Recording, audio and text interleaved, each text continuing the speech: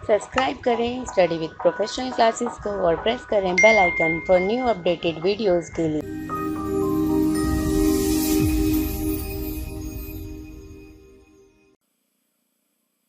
अब ब्रेक्जिट देखो होता क्या है। ब्रेक्जिट को समझने के लिए पहले हम जानेंगे यूके के बारे में थोड़ा सा, क्योंकि यूके अपने आप में ही एक बहुत ही जो है काफी कंट्रियों से मिलकर बना है। तो यूके जो है 4 कंट्रियों से यहाँ पर मिलकर बना है, northern Ireland, Scotland, Wales and United Kingdom. ठीक है, तो इन सबसे मिलकर जो बना है इंग्लैंड, इन सबसे मिलकर जो बना है वो है यूके। अब यूके इन 4 कंट्रियों से जो है मिलकर बना है, और यूके अपने आप में भी एक कंट्री है। तो ये सारी कंट्रियां जो मिलकर बनती हैं इनको बोलते हैं यूके, यानी यूनाइटेड किंगडम। ठीक है, अब इसकी बात करते हैं तो इसमें एक आइलैंड जो था, आइलैंड एक पहले इसका पार्ट हुआ करता था। ठीक है, लेकिन 1992 में it used to be a part of UK. लेकिन 1990 से जो पहले की बात करें, 1922 से पहले की, तो यूके में जब आइलैंड ने कहा कि हम अलग होना चाहते हैं तो उसके लिए रेफरेंडम पास हुआ, और उसमें ये डिसाइड हो गया कि जो आइलैंड है वो उससे अलग होना चाहता है।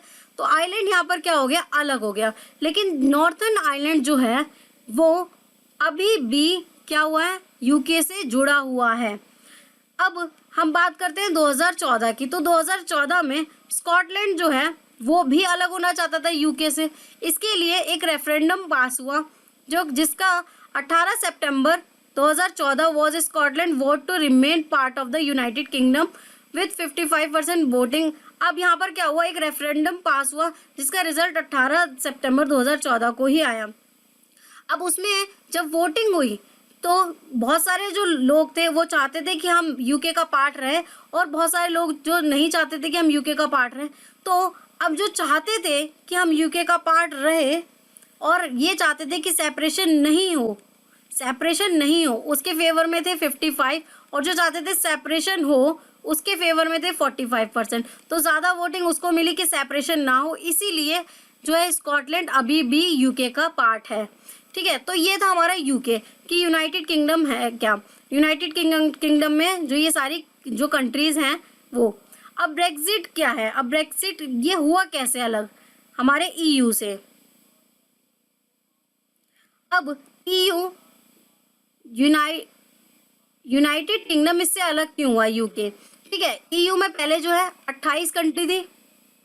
अब क्योंकि एक कंट्री जो कि है यूनाइटेड किंगडम यूके, इससे क्या हो गई, इसको छोड़ दिया, तो अब कितनी बची कंट्री हमारी, 27 कंट्रीज बची हैं। ठीक है, अब ऐसा क्या कारण था कि ईयू जो है ईयू से ये अलग होना चाहता था। तो इसके बहुत सारे कारण हैं।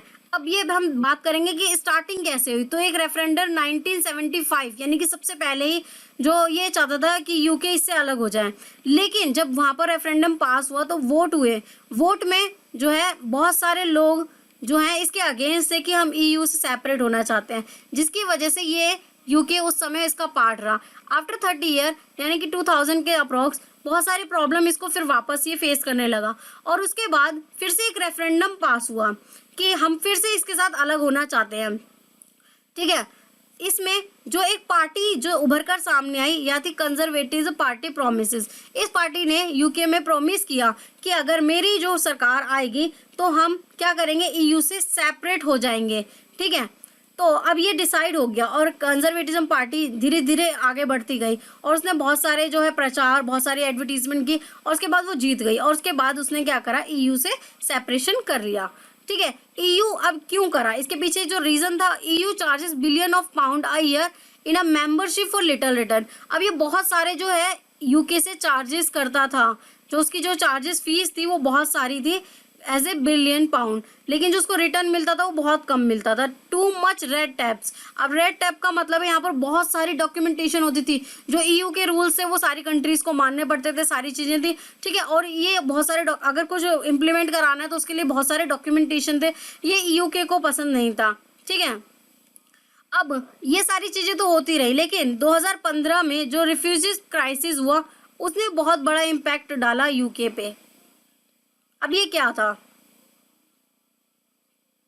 रेफ्यूजी क्राइसिस बेसिकली क्या था, ठीक है। यहाँ पर बहुत सारे जो लोग थे उनको वहाँ की ईयू ने डिसाइड किया हर एक कंट्री को कुछ प्रोपोर्शन ऑफ मेंबर उन लोगों को जो है अपनी कंट्री में रखना होगा, लेकिन बहुत सारी कंट्री इससे एग्री नहीं थी। ईयू भी उनमें यूनाइटेड किंगडम भी उनमें से एक था, ठीक है, वो एग्री नहीं था। तो वहाँ पर इन लोगों ने डिसाइड किया कि अब हम इससे बिल्कुल ही अलग हो जाएंगे, सेपरेट हो जाएंगे। Every country has a take a fix number of refugee within the country to proportion of their population, ठीक है। ये उसने क्या कर दिया, एक रूल पास कर दिया। अब ये कंट्रीज को जो है पसंद नहीं था, इसलिए जो है ये भी एक बहुत बड़ा मेजर कारण रहा ब्रेक्जिट का। EU is a more powerful, EU जो है बहुत ज़्यादा पावरफुल हो गया था, ठीक है।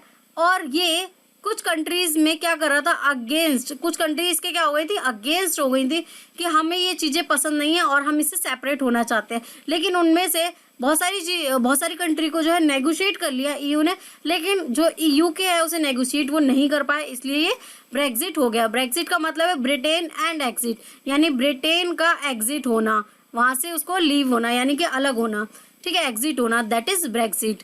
तो Brexit on June 23rd 2016 the United Kingdom vote to leave the European Union. It could take 2 years to negotiate the term of to exit. Some EU member asked for earlier withdrawal. The uncertainty dependent business growth for a companies that operate in EU. अब basically ये क्या था, बहुत सारा time से negotiate करने की कोशिश कर रहे थे कि ठीक है आप मतलब रह सकते हो पार्ट ये वो, ठीक है, लेकिन ऐसा नहीं हो पाया। आखिरकार वो एग्जिट हो गया 31 जनवरी 2020 को। जो वोटिंग हुई, वोटिंग का रिजल्ट ये आया कि 51% जो लोग थे वो चाहते थे इससे अलग होना और 48% जो चाहते थे ईयू से अलग नहीं होना। तो जो है ज़्यादा चांस, जो ज़्यादा पॉपुलैरिटी थी, नंबर ऑफ वोट ज़्यादा थे, वो यस पे थे, इसलिए जो है ये ब्रेक्जिट हो गया, ये अलग हो गया ब्रिटेन ईयू से। सो फ्रेंड्स, वीडियो अच्छी लगी तो वीडियो को लाइक करें, चैनल को अभी सब्सक्राइब करें। आप हमें Telegram group, Facebook page, Instagram और हमारे ब्लॉगर पे फॉलो कर सकते हैं, जिसका लिंक मैं डिस्क्रिप्शन में दे दूंगी।